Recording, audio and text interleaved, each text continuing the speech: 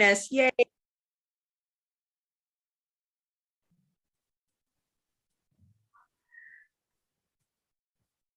Can't hear you, Laura. You're still muted.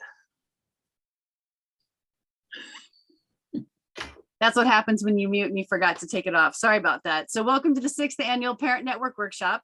We are pleased to have you join us for duct tape and fishing tackle, having the right tools for the job when engaging dads in children's mental health care. I am only here to introduce this session because we have some fabulous dads who are going to take this from us. Today with us, we have Dwayne Lotney, who is a parent and a member of the Idaho Parent Network. We have Jonathan Morgan, who is a parent and also a licensed clinical social worker. And we have Jared Nye, who is a human services supervisor at the Idaho Department of Health and Welfare, Family and Community Services, specifically the Infant Toddler Program. We're really excited to have these gentlemen join us, and I will let them take it from here. So, Jonathan, if you could start us off, that would be great. Just go ahead and give you some of your thoughts. Yeah, well, as we consider why it's so important to engage with fathers, it doesn't make any sense to try to have a whole family unit with a problem, try to solve things with just one half of the decision-making unit, you know. And that's why I think it's so important to have dads involved. Moms do so very much. There's so much of this care work burden that we place on mothers. It's kind of socialized in some way in our society, but dads provide so many unique opportunities to help kids learn and grow. And also as they support those mothers, things can radically change, I think, for kids. In my experience in clinically, when I have dads involved in a case where I'm working with the child in therapy, things just take off when there's that unity between the two parents. They're backing each other up, and things that fathers do that I think are super important. And I think you would agree, is they provide that different perspective, you know. Dads might know some things that moms don't. Who's the kid's favorite superhero? Who's their favorite cartoon character? They might know what the kid really enjoys doing, that engages imagination. Dads do a lot of creative play, and they engage with kids in unique ways a lot of times that moms don't. Not because they can't, but because I think it just kind of lends itself that type of thing. So dads are really good at also helping us with our self-esteem and confidence, those types of things. Especially when I'm working with male clients, if they don't have a male role model or figure, things are really hard for them to know what's that template to look to. And I think that's really something we need to consider, because we have these different role models. We have ideas of like the perfect father from Leave It to Beaver, or some other, you know, bygone era of what that looks like to be a good dad. And then we have the complete opposite in our society, which is kind of the absentee father. It almost makes it okay for even dads who are otherwise involved to kind of just not be involved in every aspect of their child. But we know from research that there's so many detrimental effects that happen when we don't have parental involvement, especially with dads. Grades go down, use of drugs and alcohol, those types of things, engaging in premarital sex.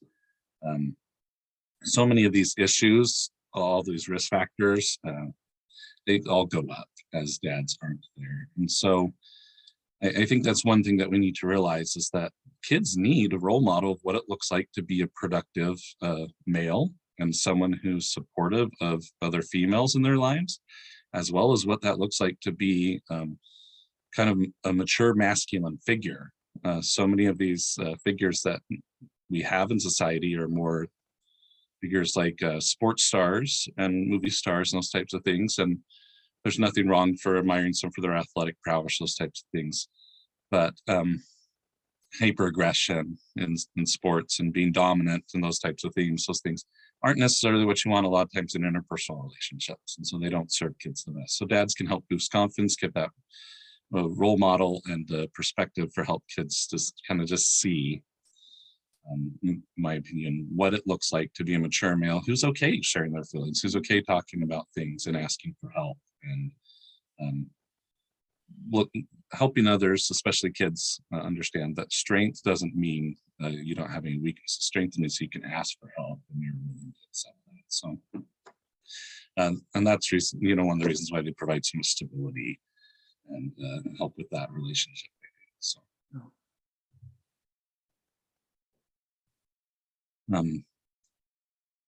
any other thoughts about that from either of you? Well, we have a really good slideshow here, Jonathan, that I don't know if you've seen it or not, but we definitely have a lot of thoughts about it. The whole reason why I thought we would do this, even when we first were talking about it, is, I hear so many times how some dads are just checking out, they don't, or they say things. I hear some guys say, these aren't my kids. I didn't want these kids to start with. I wanted real kids that didn't have these issues. And you hear that and you're going, well, you're their dad, Yeah. And so we need to be engaged. And you gave all the right reasons why we should be engaged when we're talking about kids in general, kids without issues, right? I mean, yeah, that doesn't even include the mental health aspect. Yeah. Right. And as you see here on the slide, it can be overwhelming for some dads. Some dads, it could be too much for them. There's a lot going on and they're going, whoa, this is too much for me to handle it, because they work with people at work and those people are easier to deal with than coming home, and next thing you know, you're thrown into something that you weren't ready or prepared for. I think another reason why some dads don't engage is because of the lack of peer support. They don't have any support in what they're doing, so that they're lost and they're like, what do I do now? As a dad, we always want to fix it, right? Guy, Yeah. we want to fix the problem, not just whatever. And I think that's where the duct tape comes in, and why I use that as an example. Because we could put duct tape on almost anything and fix it, right? Unfortunately, that doesn't work with kids. So, but we want to fix it. And so we always are trying to find ways to do that. And then I like what you said about these role models, or these perfect dads that are out there, right? Their lives are awesome. They're great. They're perfect. And we kind of compare ourselves to them. Well, how come his kids are so nicely dressed and acting, behaving well, and mine are, jumping off the couches and swinging from the chandeliers, so we kind of compare ourselves to these perfect dads, and that's not a great thing to do. And then of course that leaves us feeling inadequate and unable to do our job as a dad, right? We missed that one time when our kid needed us. They came to us and we're like, go away, I have a headache. We feel inadequate. We realize, hey, I messed up there, I understand, but then we feel inadequate or unable to do the job that we are expected to do. And then we get criticized for it, right? Oh my gosh, look what happens in the media when it comes to dads. Commercials. Dads are stupid, right? What do dads know? They all they know how to do is go fishing. And sometimes they screw that up. And that's what we get from the media and from almost everyone, right? You guys don't know anything. And it's just so much criticism for us to, hey, it doesn't matter what I do, it's the wrong, right? and then that unqualified feeling comes in too, right? Like, I am unqualified to be this parent for these kids. I'm unqualified to do that. I didn't read the manual before I got into this, so I don't know what I'm doing. And then there's that feeling of appreciation. We don't get that for anyone. Our wives, all they do is nag, right? You're not helping. I need your help, and you're like, I am. I'm trying. I make all this money, and you spend it all. I mean, what else do you need, right? And so we don't feel appreciated for what we are doing, or that. And then there's time management, right? I could be working overtime every single day if I wanted to be. That would help pay the bills better, but my kids need me too. And so we have that time management issue, and we're like, well, I'm gonna go make some more money. It sounds better than going home. And so we need to work on that as well. So I put together a few things here that I think looks good for what an engaged dad may look like. And so, and first off, I'd like to say every family is different. Every what families look like and what they're doing and how they do things, all of them look different. They're not going to be the same. So each family, what an engaged dad looks like is going to be different in every aspect. What I do with my kids may be something different than what Jared does with his. So, or even you, Jonathan. So you know, those are all different, right? Our families are dynamics are different, and if I think if we can strengthen those listening and communication skills, if we can do that, just listen for a minute. You know, your wives, I know, are telling you, this is what I need. This is what is expected. This is where I'm going. If we just can just listen to those things and communicate with them, or they with us and us with them, those communication skills have to be there. I think that's really important. Being able to communicate effectively and get that going. That's something my wife and I have. We struggle with still, but we're really good at telling each other what we need and how we need that. And that's really helped us out a lot as we go forward. And then finding what's working, you know, finding out what works for us, what works for your kids, what works for your wife, what works for you. Finding that is really important, because if we do something, that's great, but if we don't do anything, that's not so great. It looks worse. We get fall into some pits or whatever you call it. But doing something, and it might not been a earth moving, great, awesome thing that you did, but you did something, and that's important. That's really important to focus on those things, doing something. And like that point said, doing nothing is not an option. That doesn't help anyone doing nothing. It'll never be perfect. I like that saying, you know, because if we're all perfect, we'd be Jesus, right? So we can't put ourselves in those shoes, but we can try our best, right? We can do what we can do, but we'll never be perfect. And so we got to understand that. We're never going to be perfect at it. We're never going to be the best at it, but we're going to strive to do that. And then I think if we network with other people who are struggling with the same things we are, we're going to find that support that we need. And that's one thing I have found, being part of a network of people that I've found understanding we're not in this alone. There are a lot of other people going through similar things, and it's nice to be able to hear some of that and be a part of a network that has that wow, I don't have it so bad. There's other people going through a lot worse, and I don't feel like I'm as inadequate because they're going through it. And then I can now help them too, because hey, this is what's worked for me and my wife. This is what worked for our kids. And you have that similarity. You have something to work off of. You gain friends. You gain a support system that works for you. And then always, and I had one guy tell me, when I tell him how many kids I have 7 kids. He said, well, you better have a hobby then. And so you got to make that time for your self-care, right? You got to go and vent. You have to go let off some steam. You have to go do something else. And it doesn't matter what that hobby or that, you know, whatever it is, you know, fishing, camping, reading, whatever it is you like to do. I picked up painting. That's great. It helps you relieve that stress. And so pick up a hobby, pick up something you like to do, and make some time to go do it. I think that's great. Yeah, I appreciate you sharing those thoughts. And Jonathan, your perspective is great and have a lot of really good things to share. And Dwayne, I appreciate that. And you know, the whole idea of duct tape reminded me of a story when I was a teenager. I had this 1975 Oldsmobile Toronado. It was this enormous car. I got like 7 miles per gallon. It was huge, and I thought this was the coolest old car.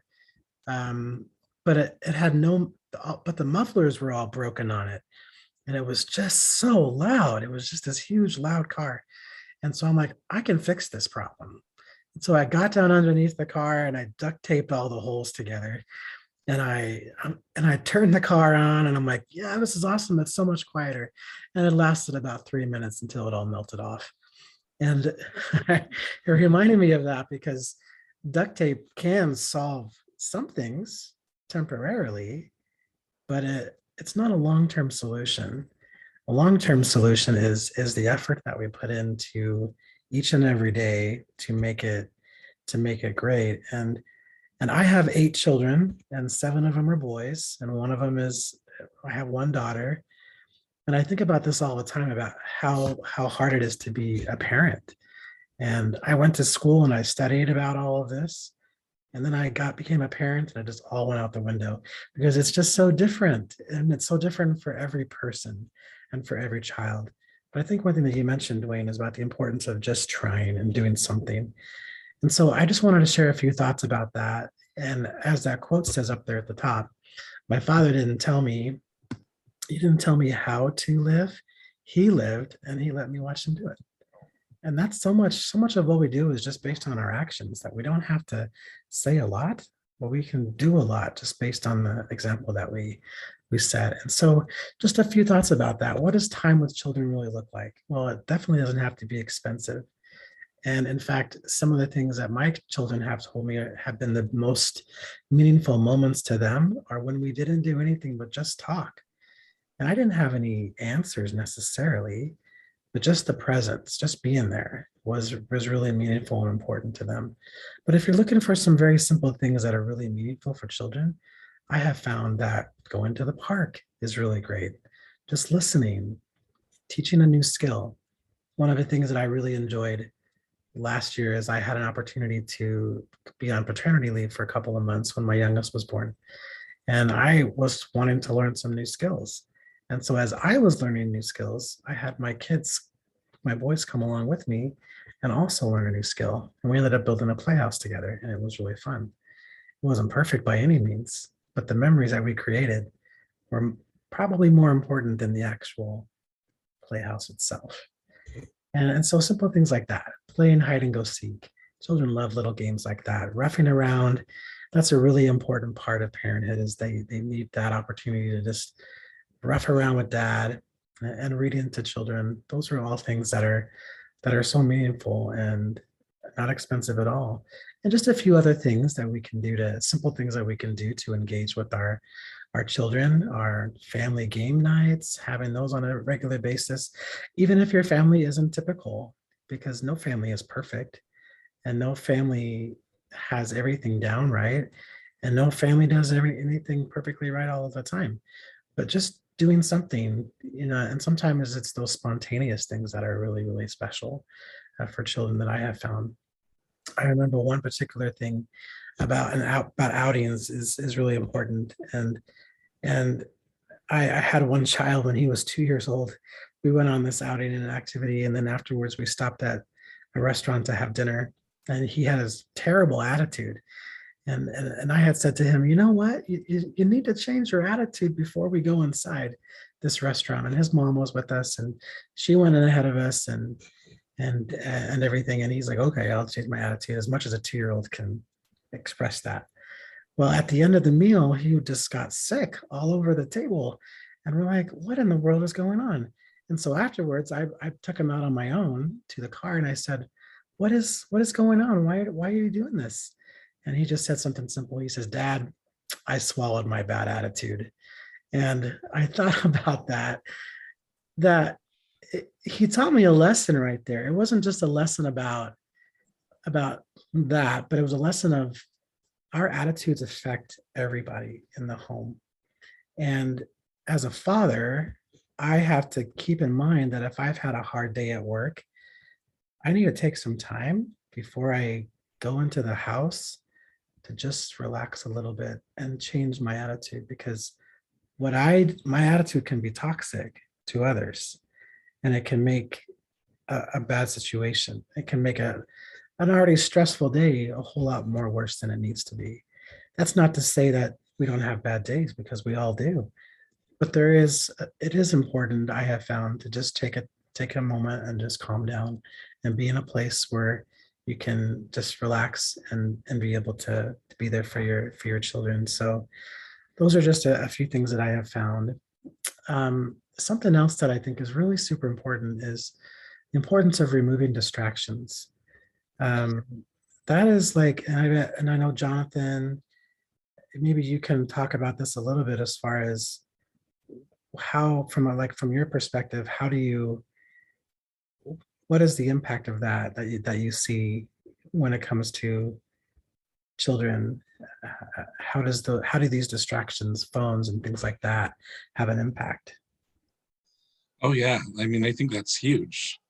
Um, so whether we realize it or not, our kids are always tracking us and trying to map how they fit into the world, right? And what we show them with our actions sends messages regardless of where they think we are or not, right?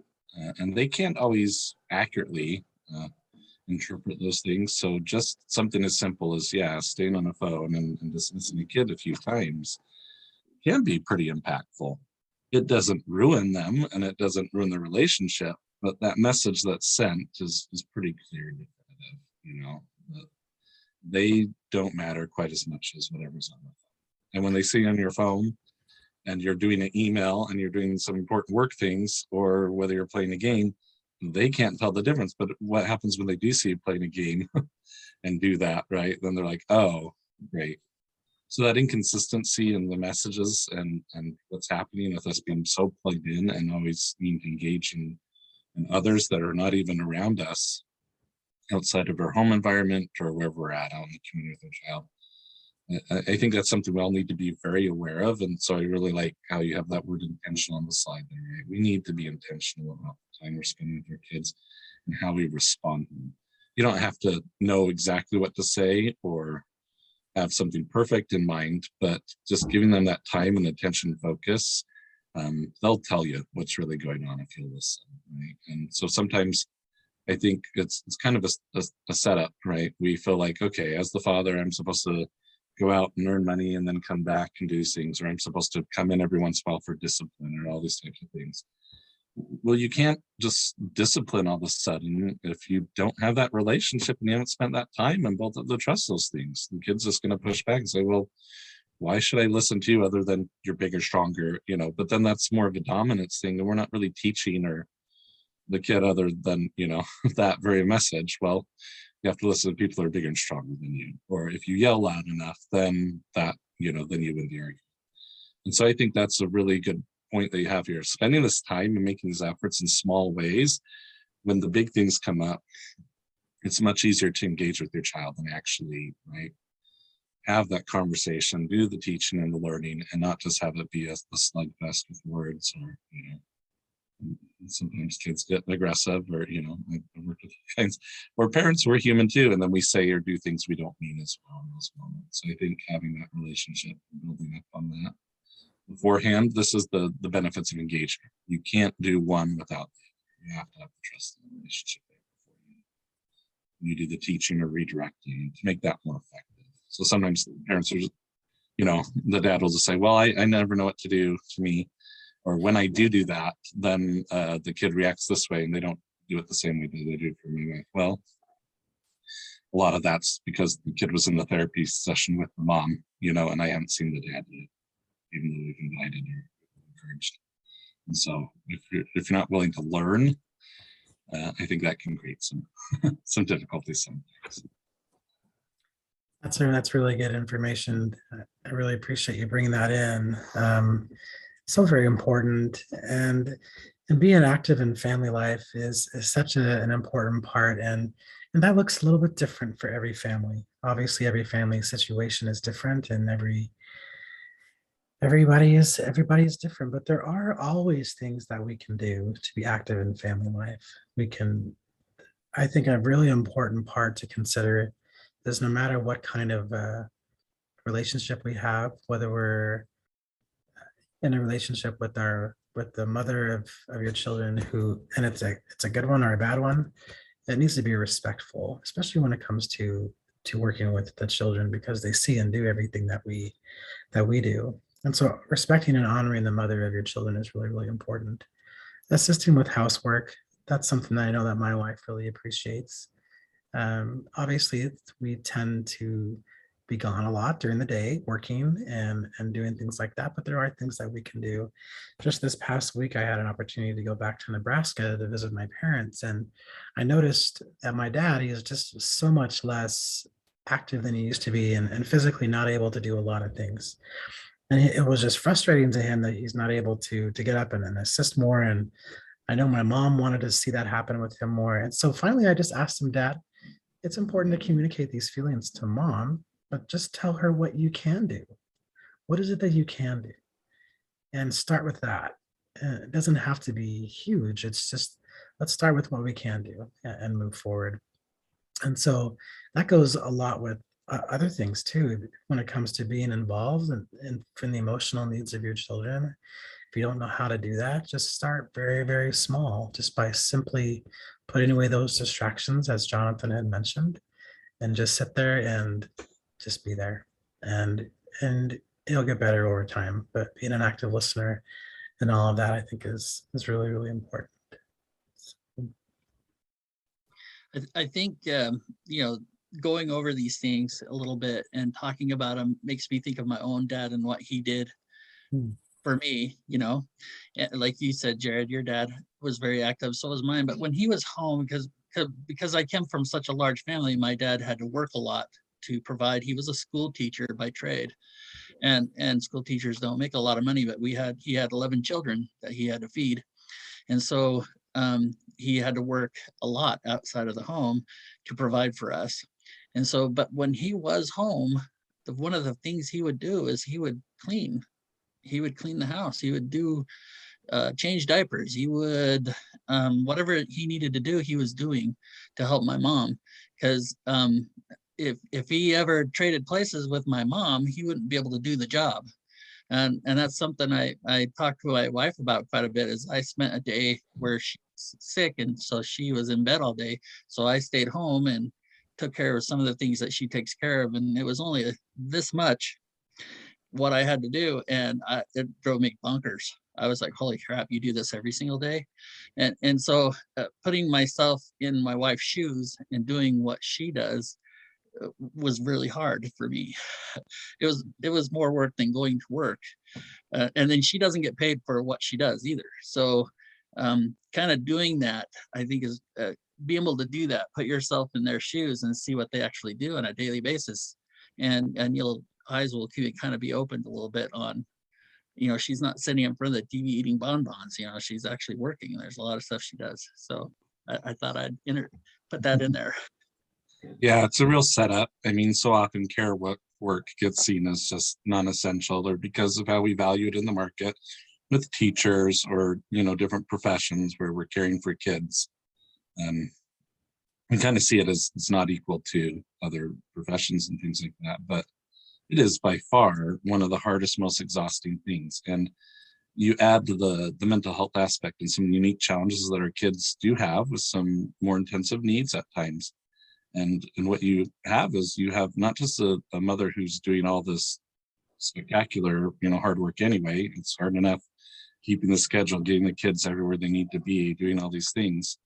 But also just she has to be a therapeutic parent. Like, that is exhausting, to be someone who has to be so reflective and like reading emotions or interpreting them for a child who has a really struggle with that, or redirecting a kid for the 30th time, who's a kid that has severe ADHD or something like that, and the time frame is always blown out the window when the mom's trying to get him to school. Or, I mean, there are significant challenges where we're not just asking our spouses a lot of times to just be a mother in even the traditional sense. We're asking them to be, a counselor, or, my wife has read just as many books as I have on parenting or mental health, those types of things. I think she has an honorary master's degree. I just get paid for it. But she works so hard. She is therapeutic in how she interacts with kids and what she learns and does. So if I can come home and just do a load of laundry or something, or look around, okay, front room's pretty trashed with toys and stuff, help the kids start working on getting that ready, and engage in those low ways in supporting her. Boy, things really open up in your relationship with your spouse as well, because now if you're valuing that care work and what's being done, they're a lot more likely to tell you what they need. But I like what you said as well, Dwayne. Then you can accurately assess what's really going on too. Instead of just dismissing, you can say, no, that is exhausting. She's always on the clock. It's not fair for me to just come home and assume I'm okay to just disengage and relax. Even if our day's been hard too. It's a different type of work. It is exhausting, but it's mental and like emotional a lot of times, not even just physical. It's exhausting. It's others that are doing these things. And I did just have to say this on that point. Try doing everything you do and everything she does by yourself. What my wife does for our family and what she does for our children, it boggles my mind. And there's no way I could do it without her, not even close. And so, with that said, putting yourself in their shoes, it goes a long way. And having that open communication with them about what they do and how they do it, that helps you be involved in that daily thing. And then she can call you and say, hey, how am I supposed to do this? And then you can come up with a solution together to help that child or whatever it is you need to fix. And it's both of you working on it and not just one of you. Yeah, and oftentimes your spouse doesn't need you to fix it. She just needs you to listen and be empathetic to that rather than dismissive, because it is hard. Like we said, this is hard work. It's exhausting, and but we do want to fix sometimes. We want to say, oh, we'll just do it this way or that. That's not what she needs. She needs a collaborative process, right, where you can really help out and relieve some of that burden to some degree, Right. And boy, I'd much rather do laundry, right? Or some of those simple tasks than to do some of the other things that are way more laborious. But just by doing that laundry, if that takes that burden off my wife and that's what she needs, boy, that really frees things up for the family dynamic. And then the kids see a united front of collaboration, right? Undercutting each other and dismissing each other. That doesn't help kids either. They want to know they're safe and secure and that their parents love each other. And so they need that firm, secure base too. Like I said, they can map that tension. Even if you never have that argument in front of the parents, they can map and sense more than you think. I have 5-year-olds telling me things sometimes that just blow my mind in my office just by them. And the parents are surprised that they ever picked up on those things, but they do. And so having that united front and supporting each other. I really appreciate that. I just had a thought, Dwayne, before you move on here. When I was back in Nebraska this past week, my sister is living with my parents now, and she's become a single mom, and she kind of always has been for a long time. She has 2 kids, but now she really is, because she lost her house last year, and her husband passed away, and she lost her health for a long time. And I just have the utmost respect for any parent, any mother or any dad who is going at this alone and has to be everything for their children. It is such a hard thing to do. And I feel, grateful that I have my spouse and that she's so great, but I just have such deep and abiding respect for parents who are in those circumstances that are not ideal and have some enormous challenges to face. And that's part of this too, is just helping everybody to understand that you're not alone, and that there's lots of help out there for you. So Yeah, that network aspect, having sure. a network, having that ability to have someone there you can talk to and say, hey, I understand you're going through this, and that's huge. And that leads us right into this next segment here. And I get this a lot from a lot of people I've talked to, and it's kind of like my spouse checks out when something goes wrong. When we're in crisis or we're having an issue, he kind of says, this is you, and walks away. And so how the question was, well, how do we get our significant other to be engaged? How do we get our husband or how do we get our wives engaged in this? And so to be honest, I'm kind of one of those guys that jumps in with both feet and does what I can to help. So, and I'm not sure, so my wife doesn't really have to prod me very much. I mean, sometimes I get lazy, but she's like prod, and I'm in, doesn't take much. But, I think showing a gratitude for what your spouse is doing, it goes a long ways. Praise, hey, you know what? You did that really good. That was really good of you to read that book to John, or whatever it is, to Johnny. But that praise goes a long ways. And then give some constructive or positive input where needed. Hey, I understand you read that first page of that book. That was awesome, but he really needs you to read that whole book to him, not just the first page. Something. And I'm just throwing out ideas. And again, I'm a kind of guy that just likes to fix things, hence the duct tape. But having that positive input it goes a long way. And then again, I have that open communication there again. Be open about what you need, what your needs are, talk about it, communicate it. And it goes both ways. It has to be open on both ends. That's a definite. Keep those lines of communication open as much as possible. Yeah, I think there's a misconception that this is the child's problem, or if the mother is the primary caregiver, that therefore it's her problem. But when any member of the family has a problem, right? The family has a problem. This is a system issue. No one functions in a vacuum isolated from everyone else. Like we're talking about, Jared mentioned, if I come home from work and I have that bad attitude or something like that's going to infect, and it carries on. So yeah, one person's actions is definitely going to carry over to the others. And so I think that's where counseling can really help. It's not that I'm a miracle worker, but if I'm a neutral party who can kind of help say, okay, here's what mom needs, here's what dad needs, how are we going to make this work? Or what are your specific strengths, and what are you struggling with, and hopefully work with some of that stigma stuff, because you do need a plan. You need a plan of how you're going to back each other up. You can't just wait till the crisis, say, well, it's your turn, type thing, and just turn it over to the other person. It needs to be this coordinated effort, and not both parents have to respond, together. But when you have multiple kids in the household, it's like, yeah, who's going to take the other kids and take them aside? And who's going to be the one dealing with the safety issue? And why does it need to be that parent versus the other? If it does need to perhaps be a dad, and a lot of times it does when we have severe mental health and persistent, illness, in those regards where there's physical safety issues, those types of things. Yeah, sometimes the dad's physicality is needed. It's not fun and it's not a great part of the job, but sometimes, yeah, that dad can get that kid behind the closed door, shut the door so that the kid can cool off and the parents can cool off and stuff. But that might be easier for the dad. So it may need to be dad. So maybe there needs to be a little more training and some help.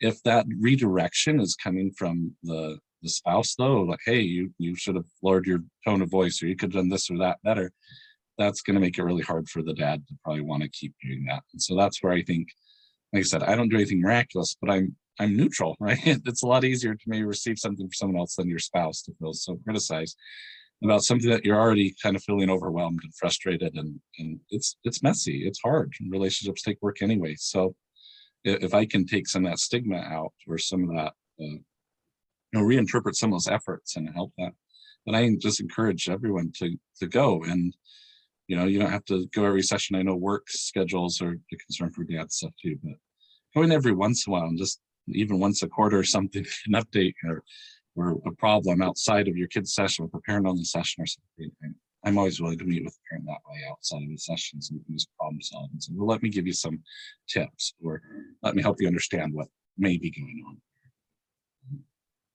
That makes a big difference too. That's very good. That's very good.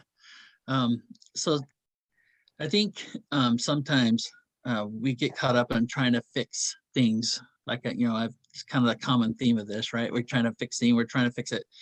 And sometimes we don't go about it the wrong way. And so I think if we can relay the needs of what needs to be done, you can't duct tape everything, right? So let's try this instead. And then utilizing those strengths that these dads have, these these significant others, they have strengths in so many ways. How about utilizing those? Maybe dad doesn't need to be so involved with, you know, disciplining the kids as much, and get them more involved in something they're really good at, because disciplining the kids doesn't go well, or whatever it may be, you know. And then acknowledging those efforts that the dad puts into those things, you know. Hey, thank you for doing that, you know. Hey, you picked up the laundry yesterday and did some dishes, thank you so much. That those little things, when you say hey, thank you, and that go a long ways, at least they do for me. But communicating those needs to your partner, to your significant other, I think is really important. And then, you know, that last statement right there, inviting to engage, sometimes that's all it takes. Hey, I need you to engage. I'm a pretty simple guy. I don't need flashy words to let me know. But if you're beating around the bush and trying to tell me, I'm not going to get it.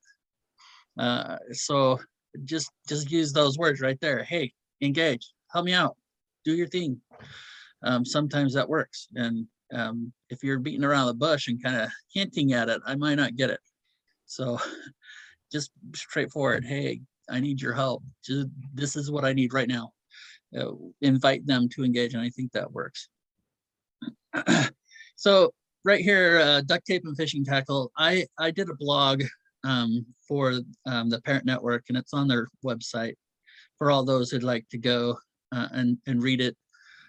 It's you can see my car on there. It's all duct taped up, and that's kind of an analogy I use for people who need tools for helping their families out.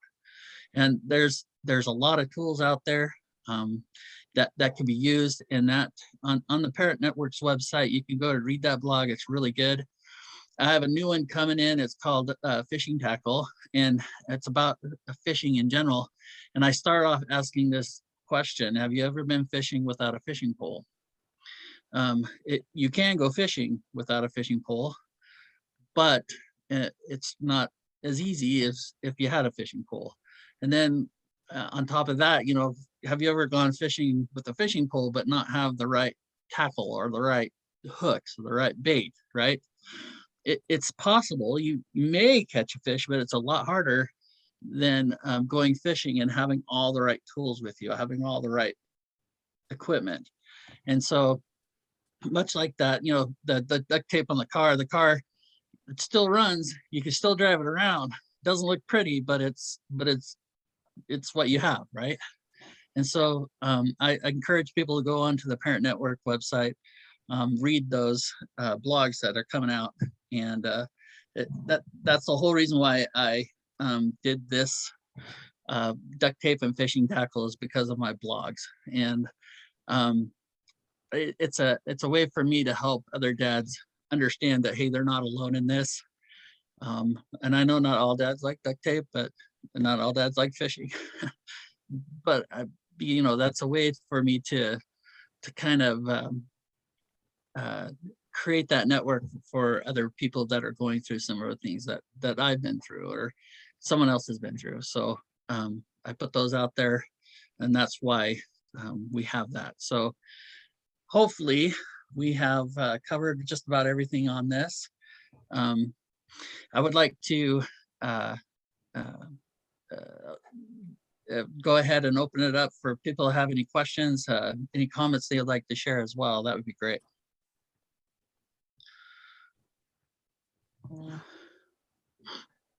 Looks like we do have one. If a mom needs to communicate to the dad that his engagement is making things harder, how do they do that constructively? Oh, that's a great question. Yeah, it's kind of a real setup, right? Masculinity has this idea that you have to be able to fix everything. You're supposed to project the strength, and you're supposed to just do it. Yet dads haven't learned any more how to be a dad just automatically than a mom has. But because of that, I think masculinity sets us up sometimes to think that I need to present strength, and I need to, you know, just do this, and I'll figure it out, and just kind of brute force my way through some of these situations. And of all the things that is more detrimental in mental health situations, I don't know a single person who responds well with extra stress on, right? I mean, and I think this is what you're really talking about, Dwayne, with the right tools. Yeah, it's just helping people understand what's really going on with that situation and giving them the right tools so that they can help things be more productive and actually go better.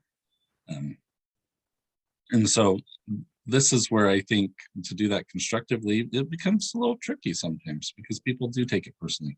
The dad already put himself out. He didn't know what he was doing. He's just trying to do his best. It may be different than the way the mom would have solved the problem.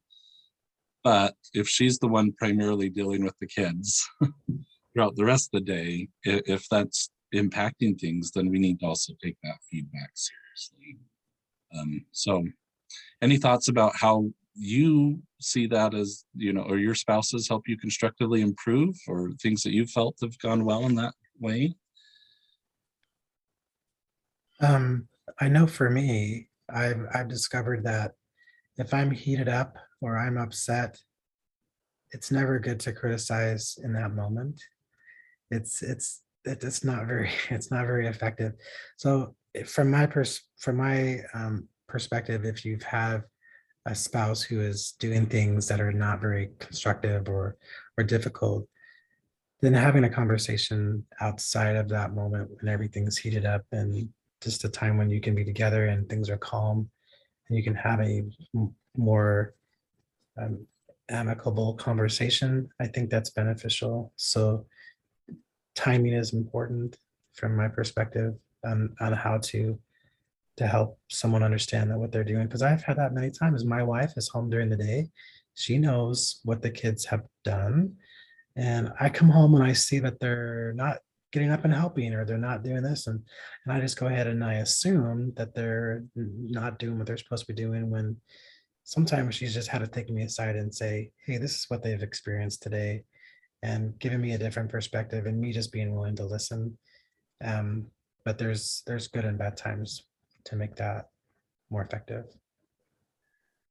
And I think, like I've said in the slides, that if we focus on the positive of an engaged dad, even though he's not doing it in a way that's helpful, but focus on that positively, like, hey, yeah, he is engaged, he is doing something, and that's better than nothing at all. He can, Yeah. and focus on that first before you say, hey, but, and like Jared said, just doing it at a time that's where you're not both heated and aren't just going to argue about it.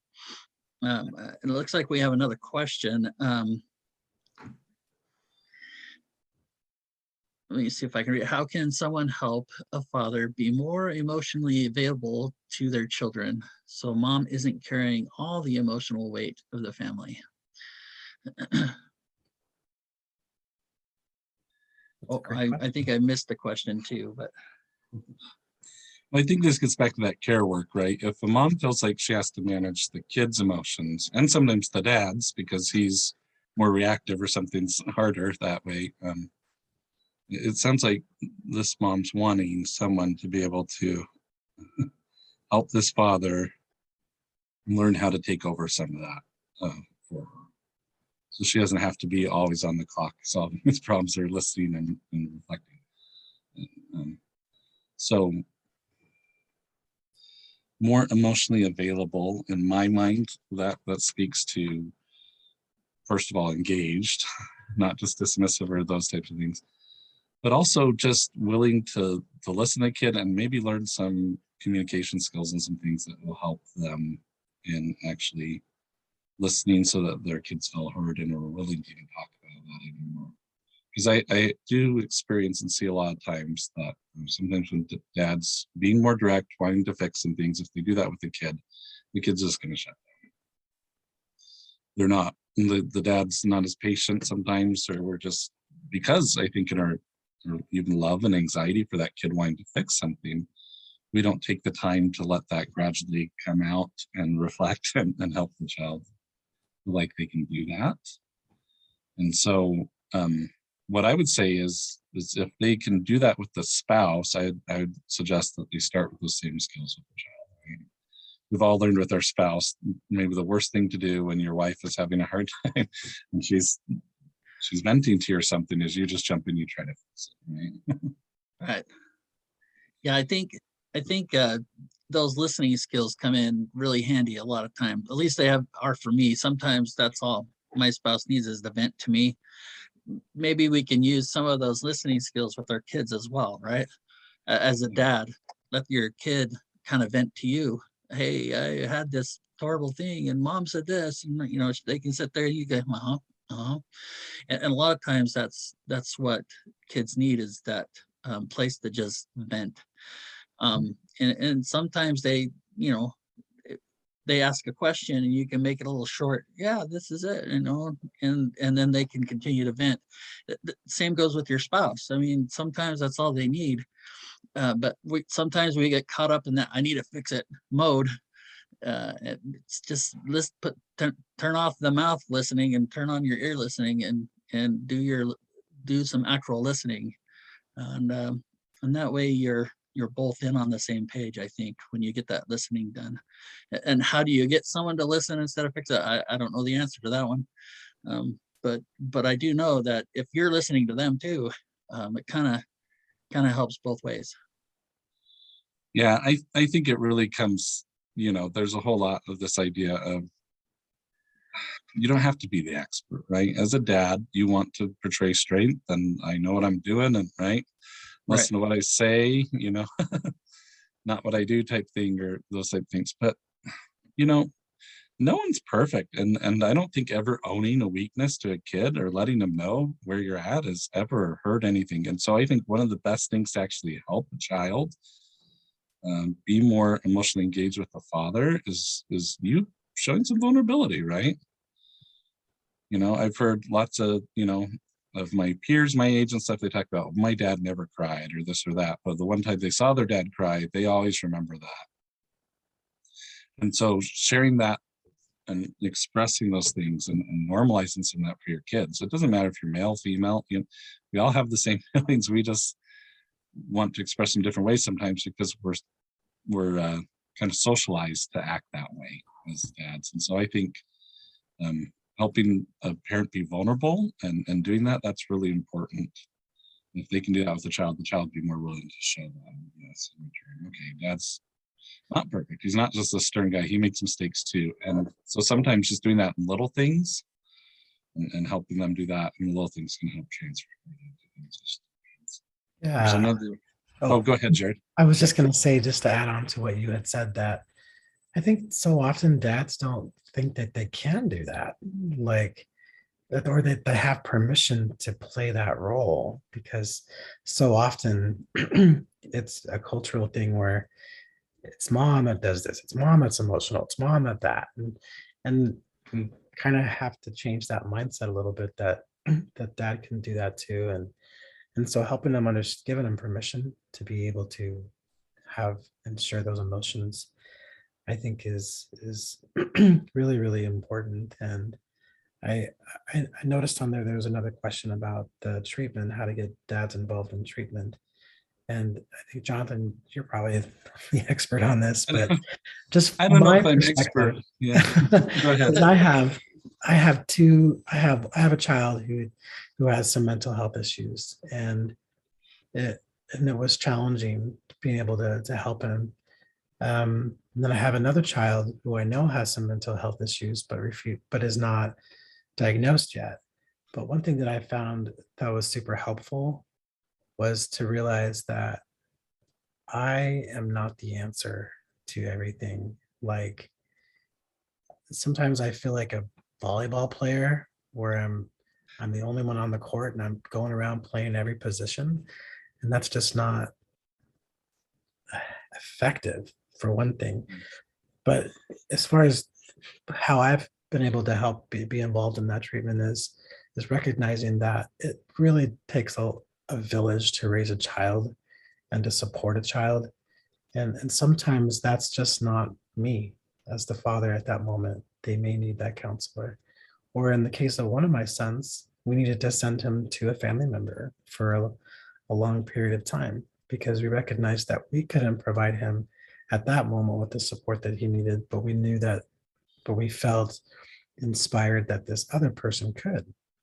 And so it's a community. But that's important to communicate those feelings to each other, so that we can all help and getting them the proper help or treatment that they need. Yeah, I think if we understood a little bit more about what counseling really is, therapy, whatever you want to call it, counseling, therapy, we'd all be a little more receptive to that. It's not a process of telling you what you're doing wrong. It's not a process of laying blame. It's a process of helping things go well, trying to help people improve wherever they can at the rate and pace that they can. And it's not, like I said, that I do anything miraculous. I just have an objective perspective. I have some training. And, at this point, I have a decade of having interacted with lots of different kids and situations where I may have an idea that you may not have thought of. And so I think we need to destigmatize mental health treatment in general. I mean, I think that's what a lot of dads are worried about. If I go, then I have to acknowledge this is a problem, and that reflects back on me. But also just helping people see how prevalent this is.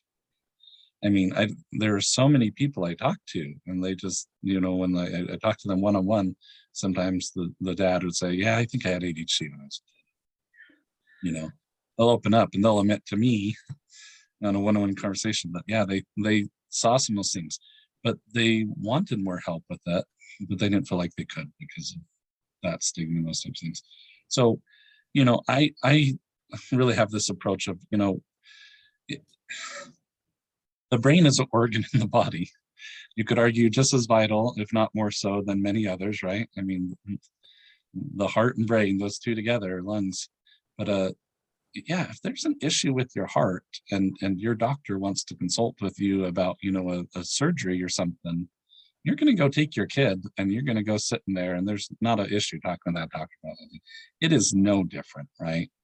Bodies have different elements that affect them. Mental health is no different than, a heart condition, those type of things. It's just that child's brain is what has been affected due to a developmental fault or issue or some other circumstance, stress, these types of things. That's what's really going on. And so I think if we can help people, I would invite people to say, let's just come see. Just try one session. Let's see. It does matter. Getting the right person to work with that dad might be important too. But just helping them tolerate and come for one meeting and kind of see what that's like. And even, taking the kid out of the room and doing it as a parent only session. Hey, let's just do it with, me and my spouse and the counselor, rather than have the child in there. So then you don't even have to acknowledge all that in front of the kid. That also just and creates a little more space. So that's what I would suggest kind of doing, and inviting him to do that. And you can have the counselor reach out personally to that dad too, like you said. But Jared, sometimes people think, well, I can't even do that. Dads aren't supposed to do that. But even just calling the dad directly and saying, hey, I really need you, and make that request, having a counselor do that person, I think makes a big difference too. So.